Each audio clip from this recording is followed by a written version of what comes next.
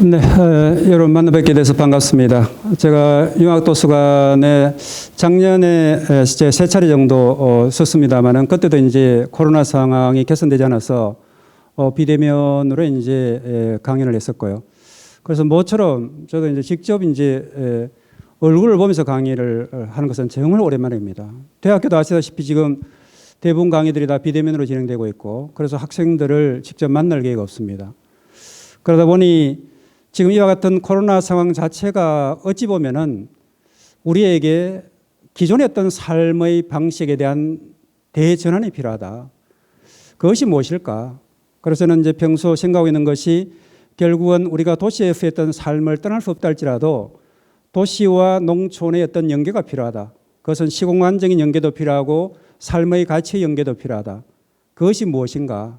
결국은 우리가 보다 문명으로부터 자연 생태적인 어떤 삶의 가치관으로의 전환, 삶의 방식도 이제 자연 생태적으로 변환해야 된다는 그런 평소의 어떤 신념을 가지고 있습니다.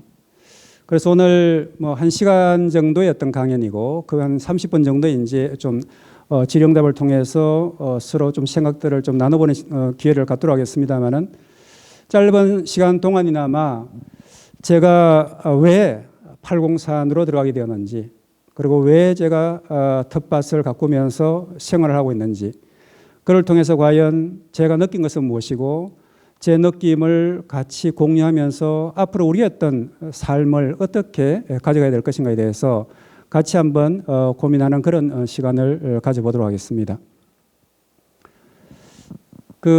제가 이번에 이제 펴낸 시집의 그 제목이 무한뼘 배추두뼘입니다.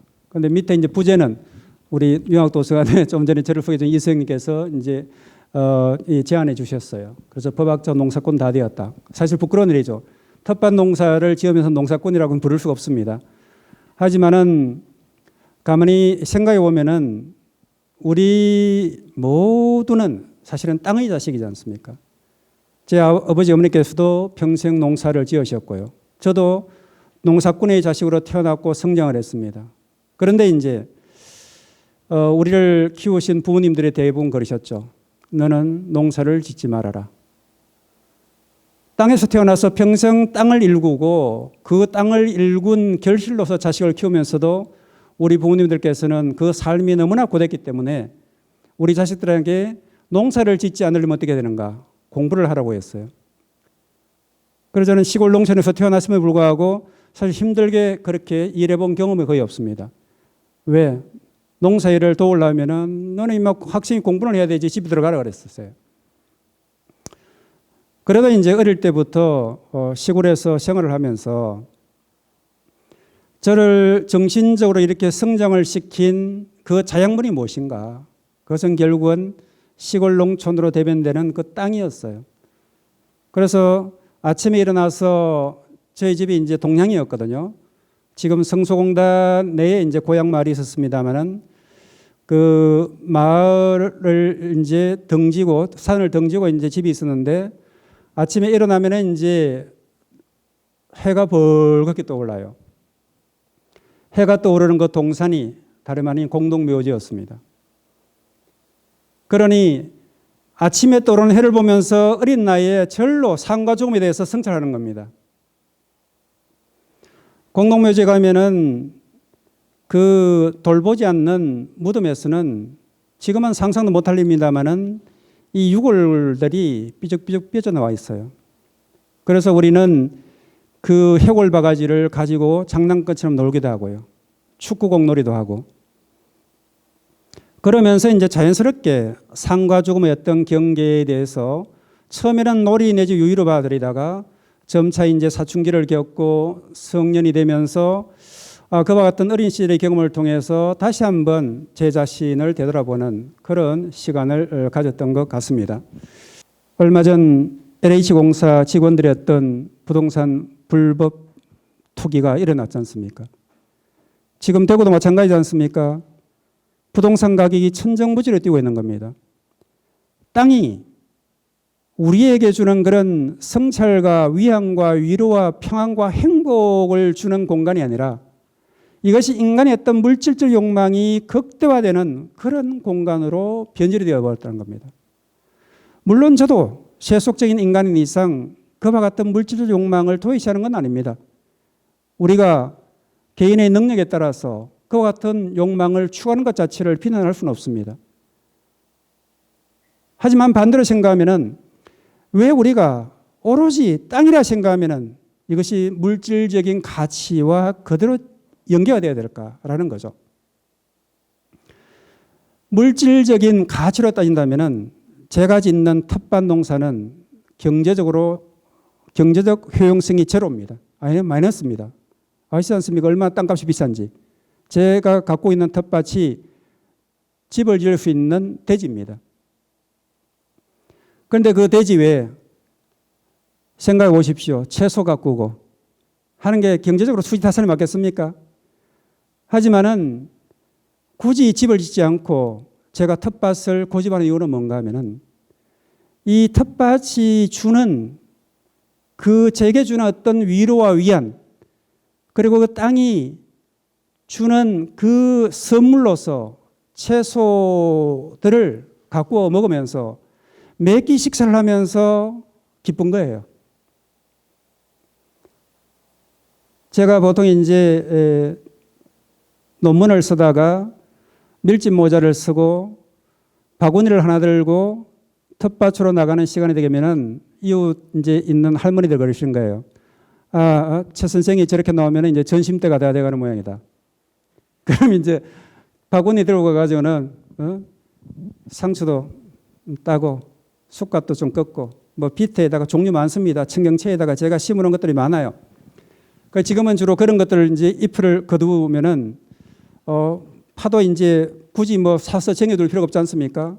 필요한 만큼 뽑아서 이제 다 다듬어서 아내에게 갖다 줍니다. 그럼 아내는 이제 텃밭에서 거둔 그 채소를 가지고 즉석 요리를 하는 겁니다.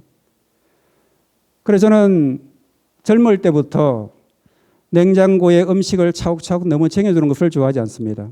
가급적이면 신선한 식재료를 가지고 즉석 조리를 해서 음식물 찌꺼기를 되도록 남기지 않고 우리가 먹을 만큼 조리를 해서 소비하는 것을 원칙으로 삼습니다. 어떻게 보면 이 까다로운 식성을 가진 남편 때문에 아내가 되게 힘들어 했을지도 모르겠습니다. 하지만은 우리가 어차피 유한한 인생으로서 인간이란 종으로서 동물종으로서 태어난 이상 결국은 이 세상에 태어났다는 것은 자연에게는 피해를 주는 거거든요. 달리 생각한다면 우리는 결국은 이 지구라는 거대한 땅에 기대어서 의지해서 더불어서 살아갈 수밖에 없는 존재임에도 불구하고 결국은 내가 너무 지나치게 많은 자원을 남용을 해서 사용하고 간다면 그것이 결국은 내 주변뿐만이 아니라 내 이웃들, 이 사회, 국가, 나아가서는 인류, 지구 생태계를 교란하는 행위거든요. 그래서 적당량을 가지고 즉석 조리를 해서 음식물 찌꺼기를 남기지 않고 소비를 한다면 그래도 내가 이 세상에 태어나서 불가피하게 그와 같은 것을 소비한다 할지라도 가급적 이 지구의 생태계에 대해서 최소한의 어떤 피해를 주는 그런 생활 방식이 아닐까라는 그런 생각을 젊을 때부터 했습니다. 그런데 지금은 이제 팔공산에 들어와서 그마저도 100% 음식물 찌꺼기는 땅으로 다 되돌립니다. 왜냐하면 저는 음식물을 가지고 100% 거름으로 퇴비화시켜서 채소를 가꾸는데 활용을 하고 있습니다. 이제 불가피하게 배출되는 공산품들이 있죠. 우리 이제 택배 포장재들 볼 때마다 전 가슴이 안타깝습니다. 소위 뽁뽁이로 불리는 그 포장재를 다른 어떤 친환경 소재로 대체할 수 없을까? 일부 회사의 제품을 보게 되면 이제는 그것들을 종이를 가공을 해서 다른 대체재를 사용한단 말입니다. 그런데 대부분의 어떤 업체들은 아직까지 그와 같은 노력을 하지 않아요. 하지만 그와 같은 우리 이제 모습들을 보게 되면은 결국은 지금 수많은 어떤 플라스틱과 비닐류에 의해서 지구 생태계가 교란이 되고 그것이 결국은 우리의 건강에 위해를 끼치고 있는 이 현실 상황을 지켜보면서 우리는 어떻게 해야 될 것인가? 우리의 어떤 삶의 가치와 사고방식을 이제는 중대하게 전환시켜야 될 때가 된 것 같습니다. 그래서 말씀드린 것처럼 어차피 더불어 살아가고 땅에 기대어 살아갈 수밖에 없는 존재라 할지라도 내가 먹고 남은 이 음식물 찌꺼기마저도 그냥 버릴 수도 있습니다. 하지만은 제가 텃밭에서 채소를 갖고 와서 농사를 짓고 있는 이상 그마저도 제가 100% 퇴비화시켜서 배출을 하게 되면은 그것이 결국은 다시 땅으로 되돌리는 일이 되지 않습니까? 그러면 해를 거듭할수록 이 땅이 그름지게 됩니다. 땅이 건강하고 그름지게 되면은 병충해도 거의 하지 않습니다. 그런데 제가 이제 지지난 주인가요? 아내와 우연하게 노태우 대통령 생가 주변을 지나는데 거기에 복숭아 재배를 꾀하지 않습니까? 그 과수원을 지나는데 90% 이상의 눈에 띄는 과수원들이 전부 풀들이 노랗게 변해 있는 거예요. 그것은 제초제를 뿌린 겁니다. 제초제에는 1급 발암물질로 불리는 글리포세이트가 있습니다. 제초제는 농약 중에서 독성이 가장 강한 군에 속하게 됩니다. 제초제가 한번 땅에 뿌려지게 되면 그 독성이 사라지는 데는 7년의 세월이 필요하다 그래요. 그러면은 그 독한 제초제를 다 땅에 뿌려요. 풀을 다 말려 죽여버려요. 그것이 땅으로 흡수가 되게 돼요. 복숭아 나무의 뿌리를 뻗어가지고 그 오염된 제초제에 의해서 오염된 영양분을 흡수를 해서 과일을 우리가 가꾸고 먹는다. 그것뿐인가요? 또 과일을 가꾸기 위해서는 많은 농약을 살포합니다. 그것은 소비자의 어떤 건강을 위협할 뿐만 아니라 생태계에도 심하게 교란시키고 가장 1차적인 피해는 농민들입니다. 주변에 농사 짓는 분들 보게 되면 얼마 전에도 뒷집에 노인 한 분이 세상을 떠나셨습니다마는 대부분 농약 중독이에요. 폐를 망칩니다. 호흡이 거칠어요.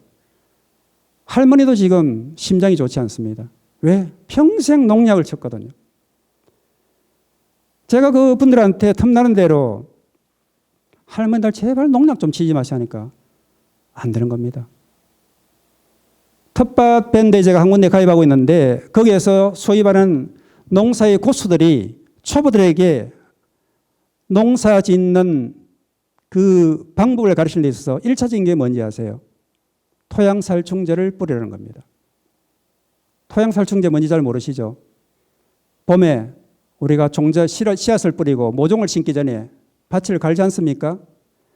갈 때 그 병충들을 죽이기 위해 가지고 알갱이 모양의 농약이 있어요.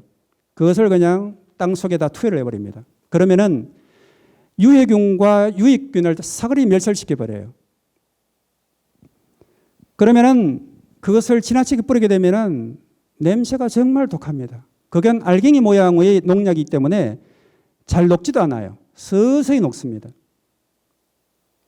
이런 식으로 우리의 어떤 땅을 이미 다 오염시키고 있는 거예요. 그게 우리가 소위 말하는 관행농입니다. 우리의 부모님들, 지금 기성세대들이 농사를 짓는 방식이 그런 식인 거예요. 생각해 보십시오. 수많은 종류의 농약이 있는 겁니다. 저는 농약의 종류는 모릅니다. 말씀드린 것처럼 일체의 농약을 사용하지 않으니까. 그런데 이 농약의 사용이 일반화되어 있고 도심의 소비자들은 채소에 벌레가 먹으면 기겁을 해요. 한번 여러분들에게 물어볼까요? 벌레 입장에서 볼 때 인간이 무섭겠습니까? 인간의 입장에서 볼 때 벌레가 무섭겠습니까? 굴리버 여행기를 굳이 떠올리지 않더라도 요 작은 덩치의 벌레한테 우리는 신과 같은 존재 아니겠어요? 그런데 인간들이 벌레 오면 막 혐오를 해요. 두려워해요. 밭에 가면은 수많은 종류의 벌레가 있어요.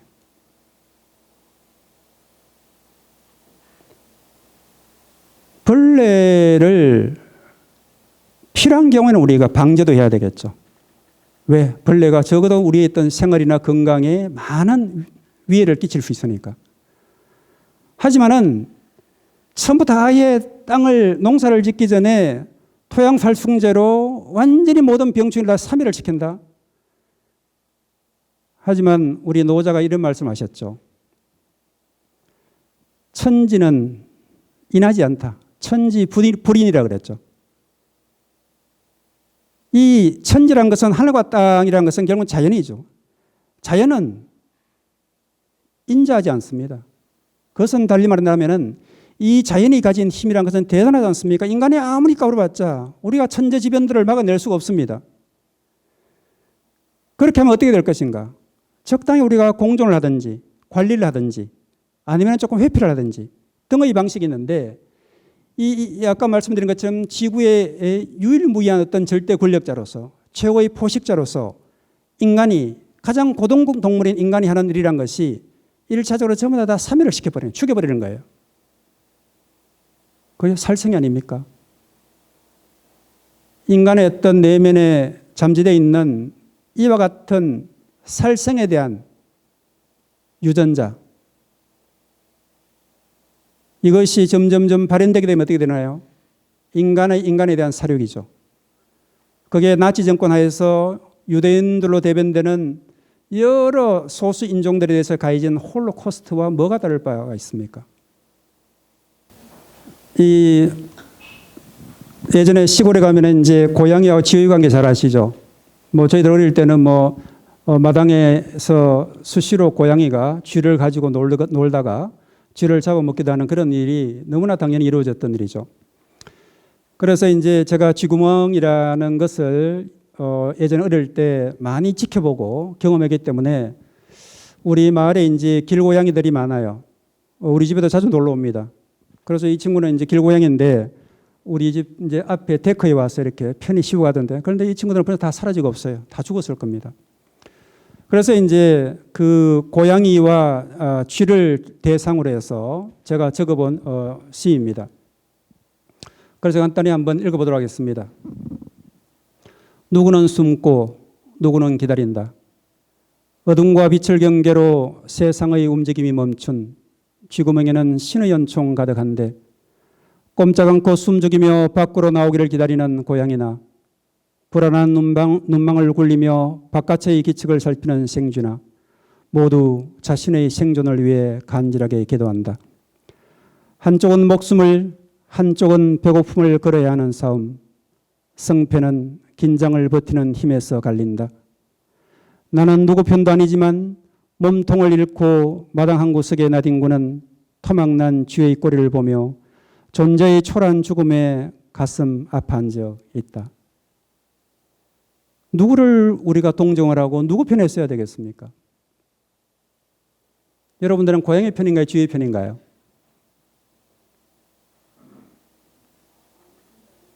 아무 편도 아니에요.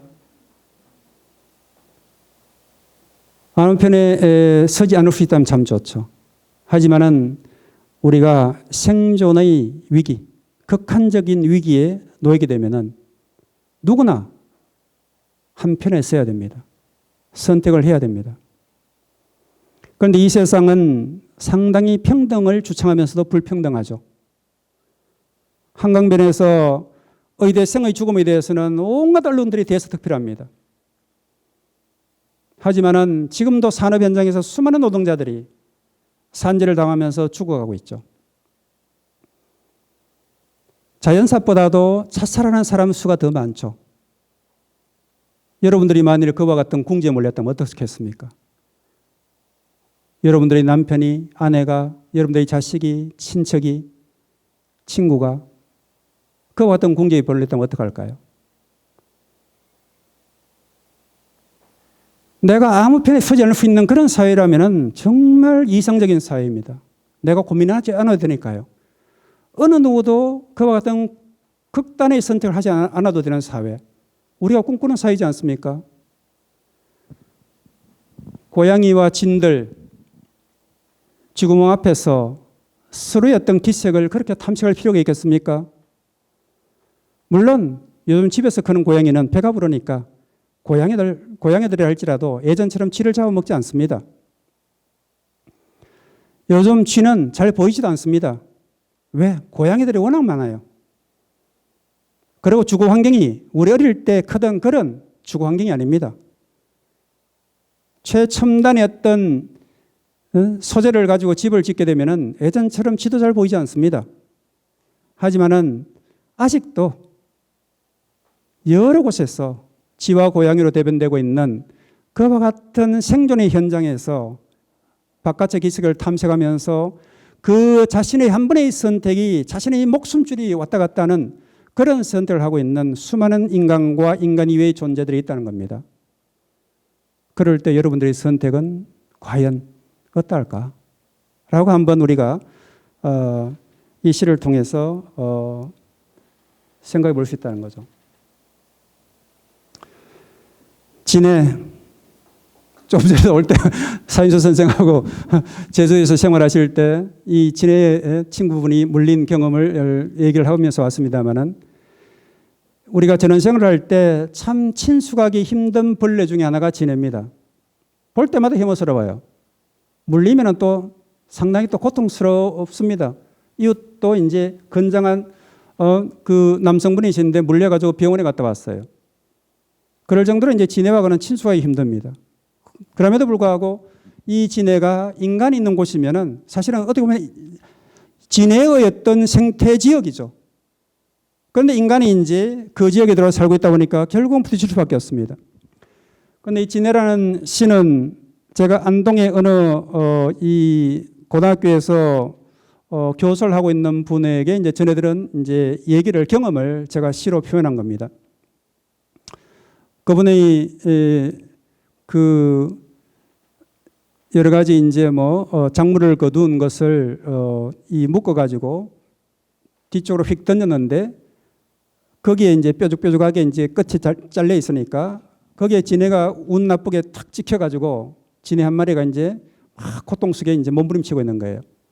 그런데 그분이 가만히 지켜보니까 다른 진해가 다가오더니 1시간이 넘도록 그 지금 병들어서 고통받고 있는 다른 진해의 곁을 떠나지 않는다는 겁니다. 그 얘기를 전해 듣고는 좀 더 이제 긴 시입니다만은 제가 이제 한 대목을 따왔습니다. 그래서 제가 이제 주제를 붙였죠. 농부, 벌레 신에게 배우다.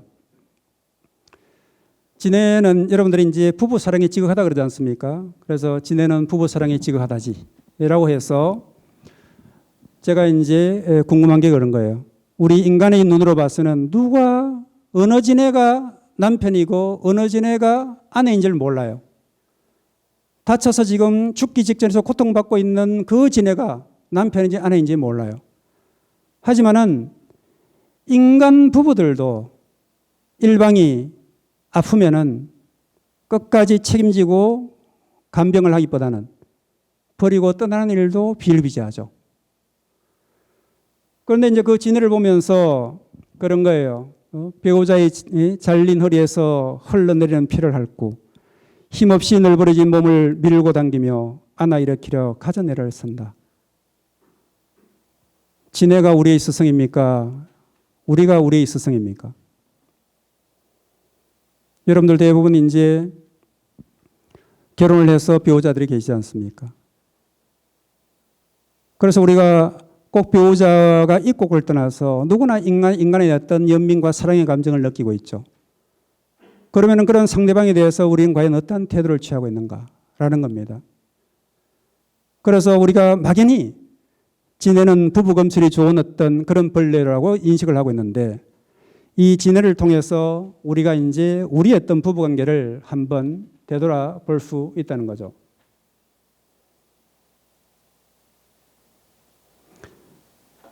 이제 제 아내와 제가 이제 만난 지도 만 30년의 세월이 지났습니다. 우리는 만나서 결혼하고 곧바로 유학을 떠났으니까 거의 같이 붙어 있어요. 지금은 또 이제 코로나 상황이니까 더 마찬가지입니다. 거의 365일을 같이 생활을 해요. 같은 시간에 일어나고 온종일 같이 각자 다른 일을 하다가 같이 밥 먹고 잘 시간에 또 거의 같이 잡니다. 그래서 이제 우리에게 남은 어떤 인생의 시간, 물리적 시간이 얼마인지는 알 수가 없습니다. 그러니까 이제 나이가 들수록 결국은 서로와 서로의 어떤 그런 예전한 어떤 연민의 마음은 짙어질 수밖에 없죠. 그래서 진해에 관한 시와 더불어서 이 시를 한번 읽어보도록 하겠습니다. 어스름 어둠이 드리운 정원, 나무 의자에 앉아 말없이 같은 곳을 바라본다.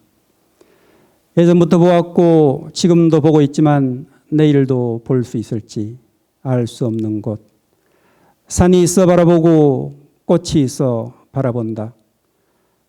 우리 언제까지 두 손 마주 잡고 같은 곳 바라볼 수 있을까? 얼굴을 스치는 바람이 눈치채지 못하게 손등으로 몰래 눈물을 훔친다.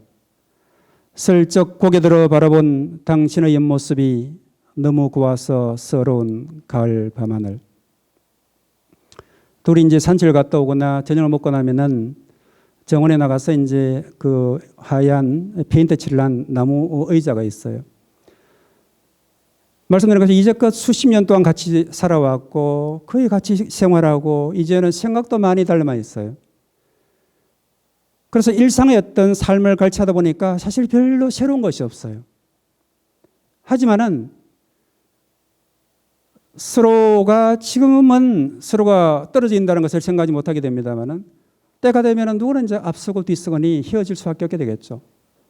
그러니 말씀드린 것처럼 결국은 이제 서로가 나이 들게 되면은 서로에 대한 어떤 사랑의 감정, 연민의 감정이 더 깊어질 수밖에 없는데, 우리가 과연 우리의 어떤 가족 간의 관계, 배우자의 관계, 교와의 관계를 어떻게 가져갈 것인가. 그래서 지네를 통해서 지네가 하나의 어떤 인간의 어떤 혐오의 대상이 되는 벌레에 지나지 않습니다만은 그 벌레가 우리에게 가르치는 바가 많다는 거죠. 공벌레도 마찬가지입니다. 여러분들 아마 공벌레를 모르시는 분들 많을 겁니다. 그런데 밭농사를 짓다 보면은 동글동글하게 이제 몸을 말면은 이놈들이 공처럼 말린다 해서 공벌레예요. 그래서 이제 어디 엄습한 데 많이 이제 모여가지고 있는데 돌멩이라든지 이런 걸 드러내면은 거기에 수십 마리가 보글보글 모여 있어요. 아까 말씀드린 것처럼 평온하게 생활하고 있는 공벌레 입장에서 본다면은 인간인 텃밭지기가 갑자기 돌멩이를 들추는 것 자체는 천재지변인 겁니다. 갑자기 거대한 회일이 밀어붙이는 것 같은 충격일 겁니다. 그러면 이제 이 공벌레들의 어떤 행태를 지켜보게 되면은 상당히 흥미로운 게 많아요. 어떤 친구들은 죽으라고 도망을 가요. 아무리 도망을 간들 거대한 인간, 신과 같은 인간이 바라볼 때 도망을 간들 얼마나 도망가겠습니까? 그런데 죽을 것처럼 도망을 가요. 어떤 친구들은 아예 도망하기를 포기하고 아예 웅크리고 꼼짝도 하지 않나요? 그런 모습들을 지켜보면서 여러 생각이 교차하고 납니다.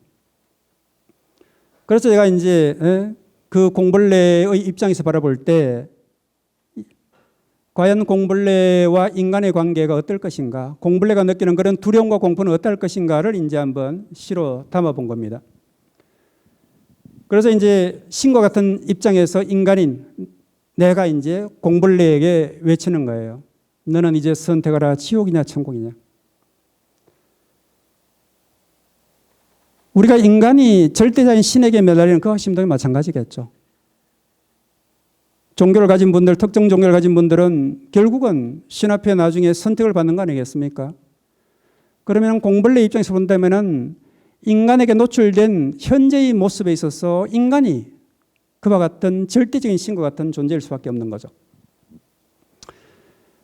그래서 이제 중간을 제가 건너뛰겠습니다만은 결국은 처음에는 너스레를 떨고 허스를 부리고 나는 두렵지 않다고 괜히 이제 헛된 폼을 잡다가도 절대절명의 순간이 이르게 되면은 어느 존재든지 결국은 두렵고 목숨을 구걸할 수밖에 없게 되겠죠. 그래서 마지막에는 결국은 이번만 놓아주면 두 번 다시 잡히지 않을게 나를 살려줘 보내줘 예언하지 않겠습니까? 그래서 제가 이제 마지막에 그 표현한 게 그렇습니다. 죽음, 그 마지막 순간에도 삶은 목숨을 걸어야 살 수 있는 위험한 도박이다. 우리 어떤 일상의 삶은 계속될 수밖에 없는 거죠. 하지만은 모든 사람은 또는 모든 존재는 매 순간 사실은 자신의 온 존재를 걸고 하는 도박 같은 삶을 살고 있는 거예요. 현실의 삶이 불안정하고 미래가 없고 안정적이지 못할 때 인간은, 다른 존재는 결국은 그 삶에 도박을 합니다. 대표적인 것이 지금 젊은 세대들의 어떤 비트코인으로 대변되는 이와 같은 가상화폐와 암호화폐에 대한 어떤 올인이지 않습니까? 오죽하면 영혼까지 끌어 쓴다고 해서 영끌이라고 하겠습니까? 우리가 그들을 어떻게 비난할 수 있을까요? 만일 그들이 현실의 삶이 안정적이고 내가 그렇게 무리하게 투자하고 투기하지 않더라도 내 현실의 삶이 충분히 의미 있고 가치 있고 행복하고 그것이 내 미래의 어떤 안정적인 삶으로 이어진다면 젊은 청춘들이 그렇게 영끌을 하겠습니까? 젊은 세대들은 그들 세대 나름대로의 어떤 목숨을 건 위험한 도박을 현재의 삶에서 하고 있다는 거죠. 그런데 그와 같은 우리 젊은 세대들의 어떤 현재 이와 같은 도박과 같은 현실의 삶을 우리 기성세대들은, 부모들은 얼마나 이해하고 있냐는 겁니다. 반대로 생각하면 이런 이제 기성세대들은 이런 항변을 할 수도 있는 거죠. 현재 지금 니들이 살고 있는 이 현실의 삶은 우리가 겪은 어떤 과거의 어떤 격동과 같은 그런 경남과 같은 그런 삶에 비한다면 너희들의 삶은 우리에 의해서 많이 보장을 받지 않느냐고. 하지만 그 윗대 우리 조상들과 선대들의 어떤 삶을 바라본다면 그분들도 아마 우리 기성세대들에게 그와 같은 말을 했을 겁니다. 그러니 세대를 떠나서 각 개인에게 모든 존재에게 이 삶이란 것은 언제나 위험한 도박과 같다는 거죠.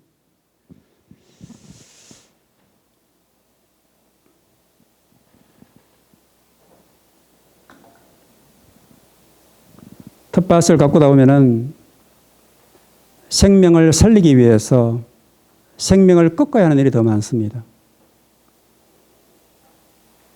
여기 제가 이제 CO로도 표현을 해놨습니다만은 오이를 키워보다 보면요. 오이는 이제 다른 데 의지해서 기대어서 커가는 기생생물이에요. 그런데 이제 한동안 이 오이를 돌보지 않으면은 이것이 막 이제 말려가지고 그러면 굽은 허리를 펴주기 위해서 이제 지주대에다가 묶어줘야 돼요. 그런데 이미 허리가 말려서 구부러진 상태에서는 되게 약해요. 그러다 보면은 이 오이를 잘 뻗어나가게 묶어준다는 것이 오이 허리를 꺾어버리는 수가 많습니다. 옥수수가 되게 강한 듯이 보이죠. 하지만 장마철에 땅이 젖어 있게 되면은 뿌리가 깊게 내리지 못한 옥수수는 쉽게 넘어져 버립니다. 토마토라든지 많은 작물들을 갖고 올 때도 마찬가지입니다. 적절하게 교훈을 따주고 위에 주지는 앞으로 뻗어나가도록 잘 이제 길을 잡아줘야 되는데 자칫하다 보면은 그런 가지들을 제대로 키워주지 못하고 꺾거나 잘라버리는 경우가 되게 많습니다. 우리가 자식을 키울 때도 마찬가지죠. 부모들은 늘상 자식인 너희들을 위해서 최선을 다한다 그래요. 내가 임마 너희들을 위해서 어떻게 희생을 했는지, 내가 고생이 되더라도 너희들을 위해서 내가 얼마나 내 삶을 송두리 있게 희생을 하고 갖다 바쳤는지 왜 그것을 몰라주냐는 거죠. 그러니까 서로 마음이 생기는 겁니다. 스스로 마음이 생기죠. 때로는 막 화가 납니다. 그게 되게 이제 부모와 자식 간의 갈등의 원인이 되게 된 겁니다. 그러니까 자식들은 그래요. 아버지, 어머니, 내가 어떤지도 모르고 뭘 그런 것만 자꾸 말씀하세요. 듣기 싫어요. 말씀하지 마세요. 그러죠. 그런데 우리가 인생을 살아오면서 텃밭에서 작물을 갖고 나오면은 그와 같은 우리 어떤 삶의 과정이 오롯이 드러나 있다고 생각합니다. 말씀드린 것처럼 저도 이 작물들을 잘 가꾸기 위해서 온갖 정성을 다했습니다만은 더러더러 제가 원하지 않았던 작물들을 오히려 그 허리를, 다리를 꺾고 분질르는 경우가 많습니다. 그래서 우리의 어떤 삶을 되돌아보면은 그런 거죠. 일부러 그런 것은 아닌데 모두 너 잘 되라고 한 일인데 이를 어째? 경상도 말로 이를 웃자노. 그런 회한들을 가진 적이 많지 않습니까? 그래서 이제 텃밭 작물을 갖고 나오면은 절로 탄식이 나옵니다. 그래서 우리가 그 작물을 들이든 사람의 관계에 있어든 미안해. 경상도 우리에서 태어나서 자란 분들이 미안하다는 말 잘 못하죠. 하지만 내가 잘했든 못했든, 내가 의도했든 의도하지 않았든 나의 어떤 선택과 언행으로 인해서 상대방에게 의도치 않는 그런 결과, 불행한 결과, 그들에게 상처를 준 결과가 나타났다면 그 즉시 미안이라고 말할 수 있어야 됩니다.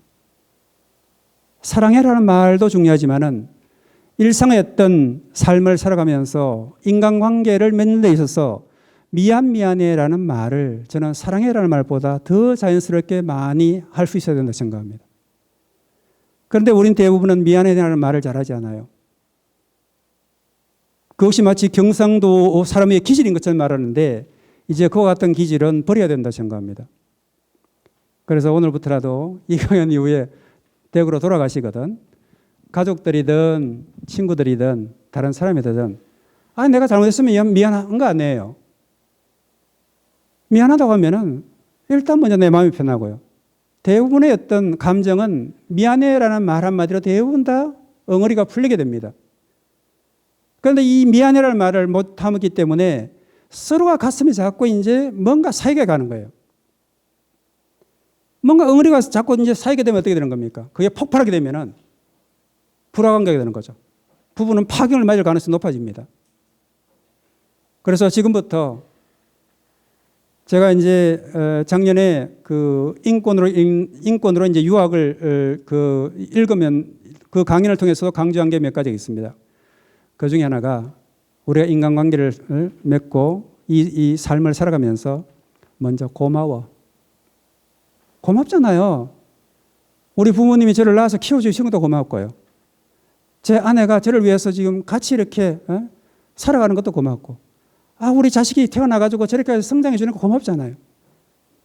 주변의 친구들 오늘 이 자리에 여러분들 제 강연을 들어서 와주시니까 제가 얼마나 고맙습니까? 그럼 고마워, 고맙다, 고맙습니다라는 말을 자연스럽게 할 수 있으면 되는 거예요. 그리고 두 번째가 사랑해요. 사랑해라는 말이 좀 멋쩍으면은 그를 대체하는 다른 말들이 많습니다. 그리고 세 번째가 미안해입니다. 이 미안해라는 말과 고마워라는 이 두 가지 말만 우리가 아무런 거리낌 없이 자연스럽게 우리가 할 수 있다면 이 세상의 대부분의 어떤 인간 간의 관계, 사회 간의 갈등은 해소될 수 있다고 생각합니다. 우리 정치인들은 날마다 머리 피 터지게 싸우죠. 왜? 고마워, 미안해라는 말을 모르거든요. 정치인들에게 사랑해라는 것은 기대지 않습니다. 그래서 우리가 개인 간의 갈등이든 사회 간의 갈등이든 국가 대 국가 간의 갈등이든 결국은 자연스럽게 이와 같은 인간의 어떤 내면에 깃들어 있는 이 감정들이 언어를 통해서 자연스럽게 발현이 되게 된다면 많은 갈등들이 해소가 될 수 있지 않을까 생각을 합니다. 그래서 시간이 이제 거의 다 됐기 때문에 제가 준비해온 다른 시들은 다 할 수 없고요. 몇 편 정도만 간단히 살펴보고 마무리를 하고 질의 토론을 하도록 하겠습니다. 여러분 되게 맛집 기억 많이 하시죠? TV에 맛집 프로그램 정말 많이 나오죠? 저는 맛집 프로그램 요즘에는 많이 조금 소위 말하는 순화가 됐습니다만은 제가 이 시를 쓰던 몇 해 전만 하더라도 정말 전 맛집 프로그램을 거의 보지 않습니다. 야만의 극치예요. 그 지글지글 끓는 물에다가 살아있는 문어를 그냥 집어 던져요. 막 부둥거리죠. 여러분들 생각해 보십시오. 뜨거운 가마솥에 여러분을 집어 던진다면 어떻겠습니까? 온갖 양념을 거기에 막 덧칠하고 바르고 굽고 찢고 뽑고 거기에 어린아이들이 있어요. 카메라 렌즈를 갖다 대면 막 사람들이 막 개걸스럽게 먹고 맛있다. 전 그것을 볼 때마다 미치겠는 거예요. 맛있어 보입니까? 인간이 그렇게 야만적인가요? 우리는 너무 많은 것을 먹는 거예요. 그리고는 너무 많이 배설하니까 인간이 병들고 사회가 병들고 자연이 병드는 겁니다. 그래서 그 맛집 프로그램을 보면서 제가 상당히 강도 높게 비판한 시가 왼쪽에 있는 거예요. 우리가 인간교육, 인성교육을 말하면서 우리 어린 자녀들 앞에서 음식을 대하는 그 기본적인 예의 범죄를 가르쳐야 된다고 생각합니다. 생명에 대한 존중이 인간에 대한 존중의 기초가 되는 거거든요. 우리가 인간이 살아가기 위해서 불가피하게 다른 동물 종을 먹을 수밖에 없습니다. 하지만 우리가 다른 생명을 대할 때 있어서 아무런 연민의 정이 없이 무자비하게 생명을 죽인다는 것을 그렇게 어린 자녀들 앞에 무분별하게 보이고 가르친다면 그 어린 자녀들이 성장하는 과정에서 무엇을 배우겠습니까? 우리가 어른들로서 부모로서 기성세대로서 그들에게 무엇을 가르쳐야 되겠습니까? 인간에 대한 예의와 존중의 그 기본에는 인간과 다른 종이 가지고 있는 그 생명의 고유성과 그 정체성에 대한 그 가치와 의미를 우리가 어린 자녀들에게 가르쳐야 되는 거거든요. 생명을 대할 때 우리가 품격을 가지고 예의를 가지고 대해야 하는 그 마음가짐을 가르쳐야 된다는 겁니다. 그럼에도 불구하고 TV를 틀 때마다 그 야만적인 어떤 맛집 프로그램을 이제는 더 이상 저는 보고 싶지 않습니다.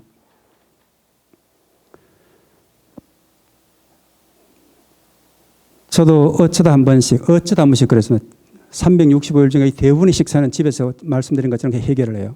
그런데도 사회생활을 하다 보니까 할 수 없이 제가 식당에 갈 때가 있습니다. 이건 제 마을에 있는 식당을 상당히 그 맛집으로 소문난 집이에요. 지금도 주말이 되게 되면은 사람들이 막 몰려듭니다.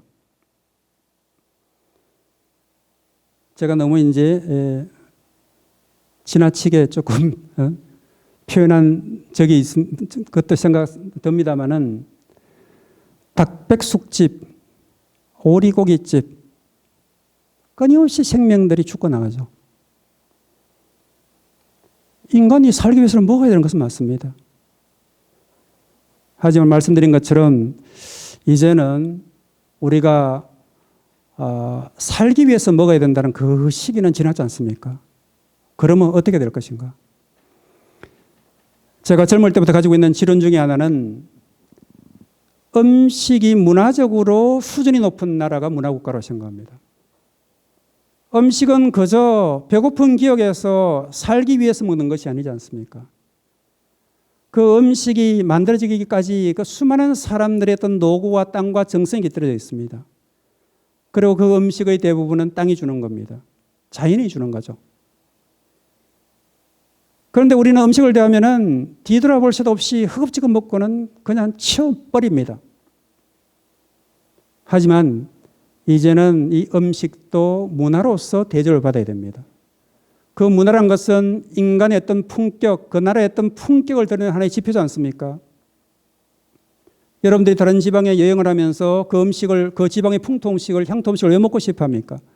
다른 나라를 여행하면서 왜 그 나라의 고유한 음식들을 먹고 싶어 합니까? 그 음식은 그 나라, 그 사람들의 어떤 지역의 그 정신과 전통과 영혼이 녹아 있는 거거든요.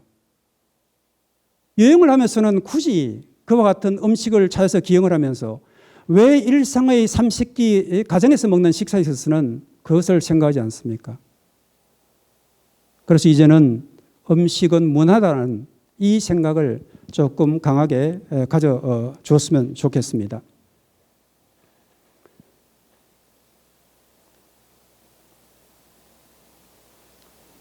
그래서 제 이번에 나온 시집에 했던 이 표제의 주제가 된 이 시입니다만은, 제가 처음에 이제 텃밭 농사를 지으면서 저한테 이제 그 농사 짓는 스승이 되는 마을의 할머니 한 분이 계세요. 처음에는 토마토를 갖고 올 때 이것이 뭐 주지가, 봉가지가 뭔지 격가지가 뭔지 전혀 잘 몰랐어요. 그 할머니가 이제 다 가르쳐 주신 거거든요. 그래서 이제 무배추를 심을 때 궁금한 거예요. 할머니한테 물었습니다. 할머니, 무배추 심는 간격이 얼마예요? 하니까 할머니 대답이 간결해요. 무 한 뼘, 배추 두 뼘. 여기서 이제 영감을 받은 겁니다. 아, 그거다. 모든 작물에는 적정한 어떤 생육을 위한 최적의 어떤 거리와 간격이 있는 거예요. 우리 인간의 관계에도 마찬가지인 겁니다. 너무 다가서면 서로 상처를 받고 너무 멀어지면 서로 서운한 거예요. 그렇다면 인간의 관계에 있어서 이 서로 상처를 주고받지 않고 행복할 수 있는 적정한 거리 간격은 얼마일까? 그것이 바로 배추와 무를 심는 데 있어서 적정한 생육을 위한 어떤 거리인 한 뼘과 두 뼘이 있듯이, 결국은 우리가 행복과 불행의 어떤 거리와 간격도 마찬가지라고 생각합니다. 그래서 이제 그 할머니한테서 들은 말에서 제가 영감을 얻어서 그것을 이제 이 시를 써봤던 거죠. 그래서 이와 더불어서 이제 마지막 시를 제가 살펴보도록 하겠습니다. 이것은 이제 독일의 철학자 그 후설의 어떤 어릴 적 꿈 이야기를 제가 책에서 읽고 그것을 이제 시로 다시 표현해 본 겁니다.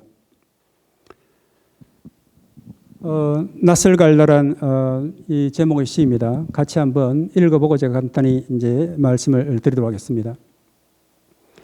겨우내 창고에 던져뒀던 낯설건에 풀을 베는 맛이 나도록 무뎌질 대로 무뎌진 나를 갈았다.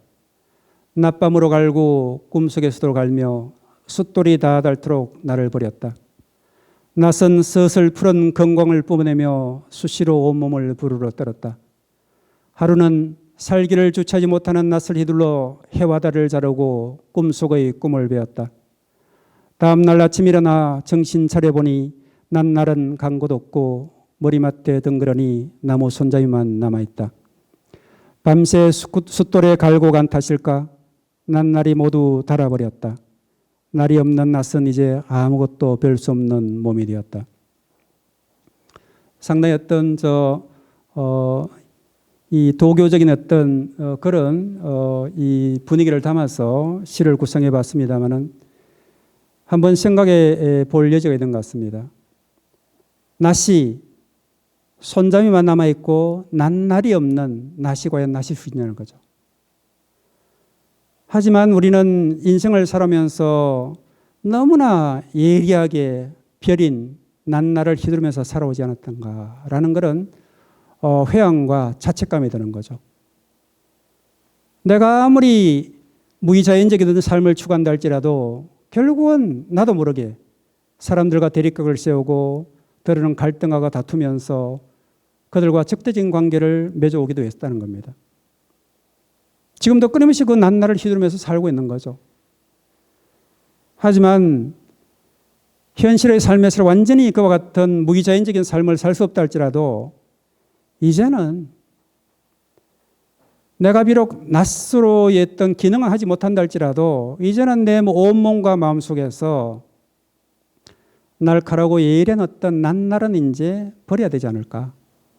어느 순간 일어났을 때 장주가 꿈속에서 꿈을 꾸고 나비를 찾아서 호전몽의 어떤 애처럼 내가 나비인지 나비가 나인지 모르는 건 이것이 현실인지 꿈인지 모르는 그런 어떤 일종의 어떤 환각적인 환시적인 어떤 착시현상이 일어날지라도 이제는 우리가 일정한 연륜에 이르게 되면은 너무 마음속에 이와 같은 날카로운 낯을 품고 살기보다는 어느 날 일어났을 때 이 낱날은 사라지고 머리맡에 덩그러니 낯의 손잡이가 남아있는 그런 상태가 되었으면 얼마나 좋을까라는 이제 바람을 담아서 시를 써본 겁니다.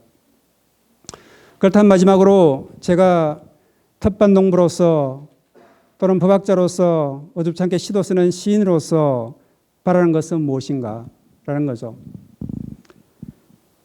어느 누구나 마찬가지입니다만은 예전에 제가 어릴 때 우리 마을에서는 노인들은 대부분 자연사를 하셨어요.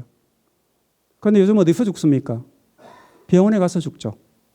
마지막에 의사의 사망진단서가 있어야만이 공식적인 죽음이 인정이 되게 됩니다. 아니 나의 죽음이 왜 집이 아니라 땅이 아니라 왜 병원에 가서 죽은 다음에는 그 차가운 영안실에서 냉동된 상태에서 보관되어 있다가 결국은 그런 상태에서 이후에 어떤 장례 절차를 치러야 될 것인가라는 의문은 늘상 가지고 있습니다. 노년의 삶에 대해서는 저는 알 수가 없습니다. 다만 제가 왜 이렇게 절제된 삶을 사는가. 저는 이제 10수년 전에 술도 다 끊었습니다. 담배는 원래 피우지 않습니다. 남들이 보면은 전혀 무미건조한 삶을 살고 있는 거예요. 그렇다고 제가 잡기도 없습니다. 아들이 이뻐서는 그래요. 아빠는 도대체 무슨 재미로 사세요? 나도 모르겠다. 하지만은 왜 이렇게 가치관과 현실의 상과 또는 학문적인 활동을 한다 할지라도 치열한 삶을 살면서도 왜 이렇게 저는 생활 속으로 물러나는가? 이와 같은 절제된 삶을 살면서 결국은 내가 개인적으로 바라고 싶은 것은 무엇인가? 결국은 자연사하고 싶다는 겁니다. 내가 오롯이 내 온전한 정신을 가지고 내가 몸을 움직일 수만큼 움직이다가 어느 순간 호미로 텃밭의 자풀을 뽑다가 폭 꼬그라져서 죽을 수만 있다면 저는 정말 행복할 것 같아요. 그래서 이후의 삶이 어떻게 될지는 모르겠습니다만은 그와 같은 행복한 농부로 텃밭 농부로 살다가 죽었으면 좋겠습니다. 자, 이로써 제 강연은 마치도록 하겠습니다. 고맙습니다.